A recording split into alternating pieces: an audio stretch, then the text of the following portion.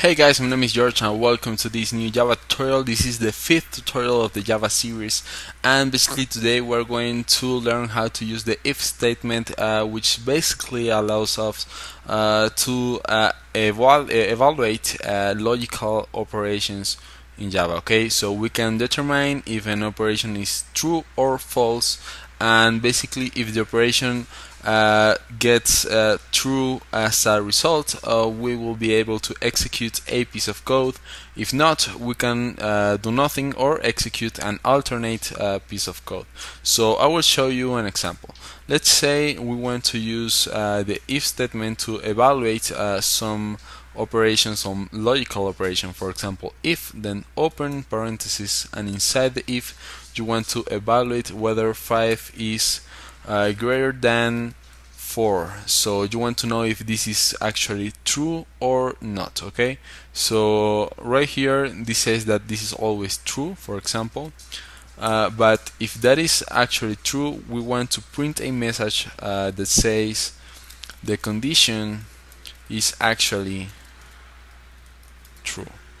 Now if we execute this program over here, what we will get is this message that says the condition is actually true, because this evaluation of 5 is greater than 4 will come equals to true.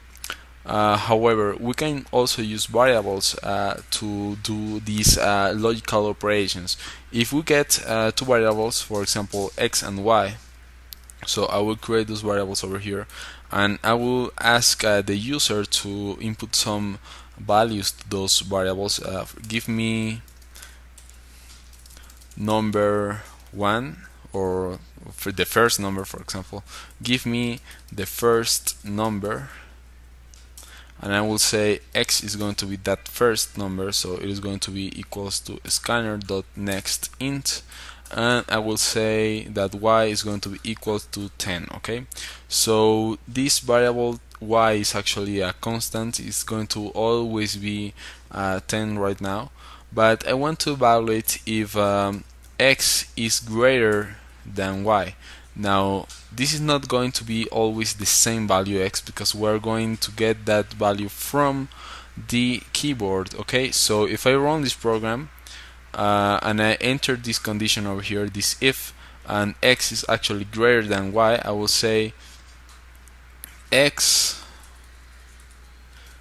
is greater than y. Okay, so I will execute this program, and the program will ask me for the first number, so I will say 5, and I will get nothing. The program will actually end and I will see nothing.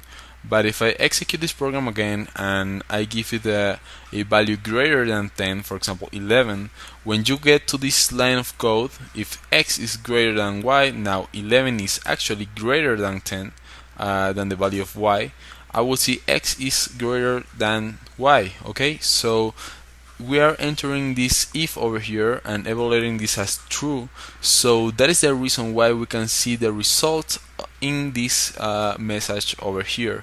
Now you can also execute alternate code, for example using a keyword called else. Now you can write else, and else will actually execute an alternate code in case that this condition is evaluated as false. Okay, so you will say x is not greater than y. I will put not in uppercase, so I will miss that. And if I run this code again, remember that when we gave x the value of 5, we saw nothing. If we give 5 to x right now, we will see x is not greater than y, and that is because we fall into the else instruction over here, into the else statement, and we are executing this alternate line of code that only get executed if this condition is false. Okay, now you can use several methods to evaluate an operation as true or false, and those are called Boolean values. For example, there is a type of variable that is called a Boolean variable, and basically the values that it can get, I will put B for example. The only two values that it can get is either true or false. Okay, so I can say that B is true or false. Or you can do your logical operations, for example x greater than y, and this will be evaluated as true or false. If this is true, we can be able to put b over here, so we can get b to be inside the if statement, and if the statement is true, we can see the results over here. So I will give, for example, 15, and then we see x is greater than y, okay, etc.